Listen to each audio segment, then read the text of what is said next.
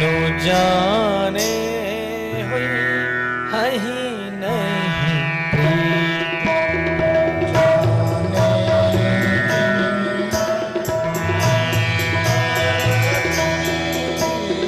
बिनु जाने हुई हही नहीं प्रतीति।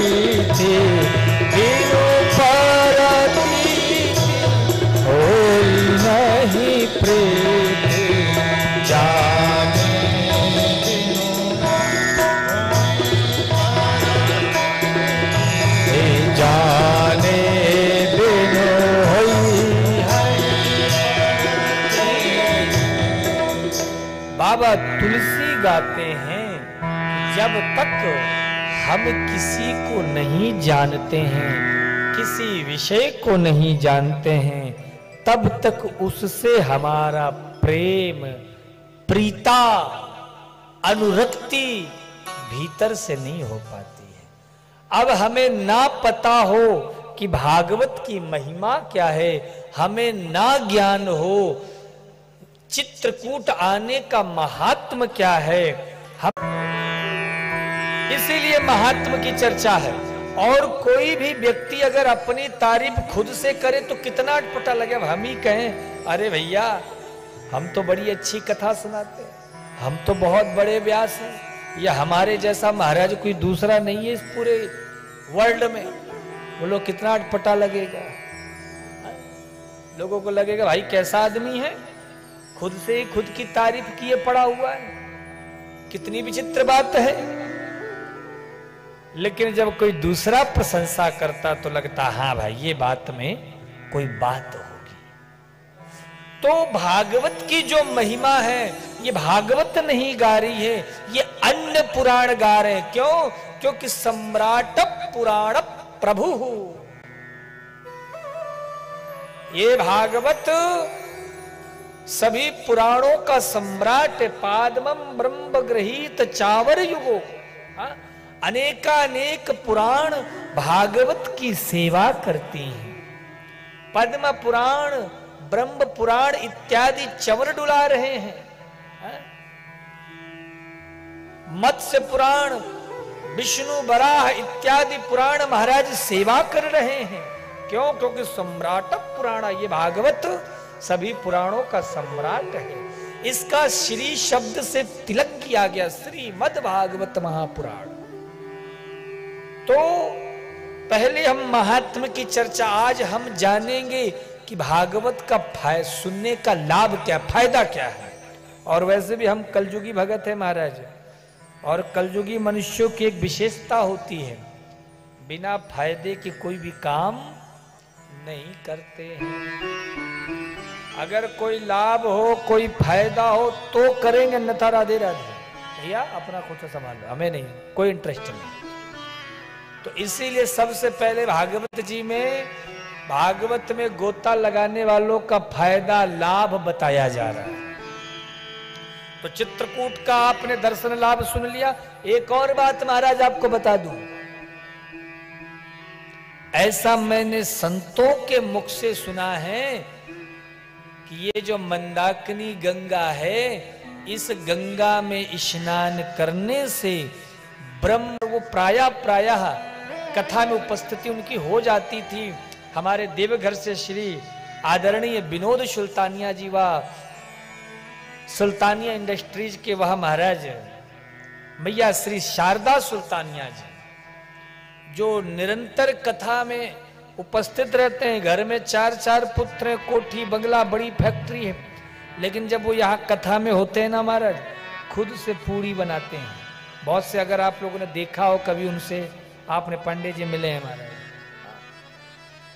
अत्यंत वृद्धावस्था का शरीर है और शरीर भी अस्वस्थ रहता है। उनकी भी टिकट बनी हुई थी, तो लेकिन फिर भी महाराज वो सारी सेवा, ब्राह्मण संत यहाँ पे हमारे जो सेवक गण भागवत धाम को बताते रहते थे, गुरु जी मैया जी ने ये काम, ये मैंने कहा जो मैया कह रही हैं वो करो। उनकी भी टिकट बनी थी, लेकिन उनका स्वास्थ्य थोड़ा खराब हो गया, इस कारण से वो नहीं आ पाए, नहीं तो उनको भी आना ही था इस कथा में। तो ऐसी सेवा महाराज उनकी लगी रहती, और कम से कम वो 7-8 बार चित्रकूट आ चुके हैं। वो कहते बोले मैं बहुत जगह गया, लेकिन जो शांति, जो सुकून, जो आनंद महाराज मुझे चित्रकूट की रज में मिट्टी में बैठकर मिलता है, वो अन्यत्र कहीं नहीं प्राप्त होता। इसलिए महाराज 80-85 साल की उम्र में भी महाराज वो बार बार आना जाना उनका होता रहता है। तो आप सभी लोग इस चित्रकूट की धराधाम में बैठ करके इस कथा को सुन रहे हैं, तो सच सच बताओ, क्या आप पर प्रभु की कृपा नहीं हुई है? बोलो। महाराज कथा सबको सुनने को नहीं मिलती है। अरे कितने लोग हैं जो महाराज दिन रात कोशिश करते रहते, हमें सुनने को मिल जाए, हमें सुनने को मिल जाए, पैसा रुपया सब है, फिर भी नहीं प्राप्त होता है। तो महाराज ये कथा धन बल से प्राप्त हो जाए ये संभव नहीं है, आत्मबल से, मन के बल से ये प्राप्त हो जाए ये भी संभव नहीं है। क्यों? क्योंकि कितने ऐसे हैं जो बहुत बड़े बड़े धनवान हैं पर उनका नंबर नहीं लग रहा, कितने हैं जो बड़े बड़े कर्मठ हैं, परिश्रमशील हैं, उन्हें भी नहीं सुनने को मिल पा रही है। तो क्या होगा, कैसे कथा सुनने को मिलेगी? बोले ये श्रीमद् भागवत की कथा चित्रकूट जैसे धराधाम में बैठ करके तभी सुनने को प्राप्त होगी, जब हमारे प्रभु मर्यादा पुरुषोत्तम राघवेंद्र सरकार की कृपा बल का प्रभाव पड़ेगा और ये कथा तब प्रकट हो जाएगी।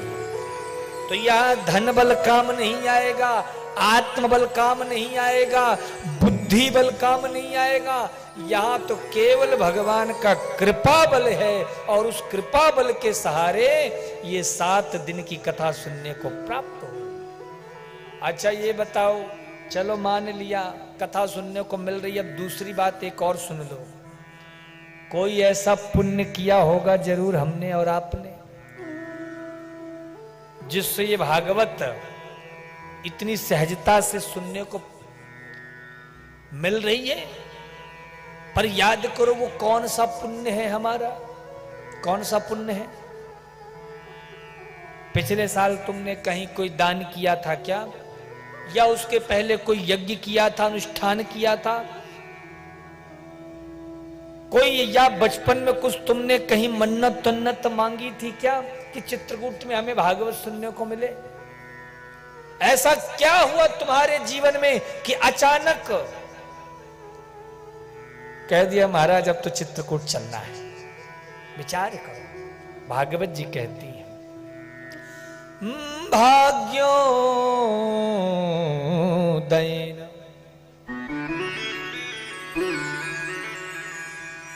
भाग्योदयेन बहुजन्म समर्जितेन शतसंग मम चलभते पुरुषो यदा वै अज्ञान हेतु कृता मोह मदांधकार नाशम विधाय ही तदो दयते विवेक।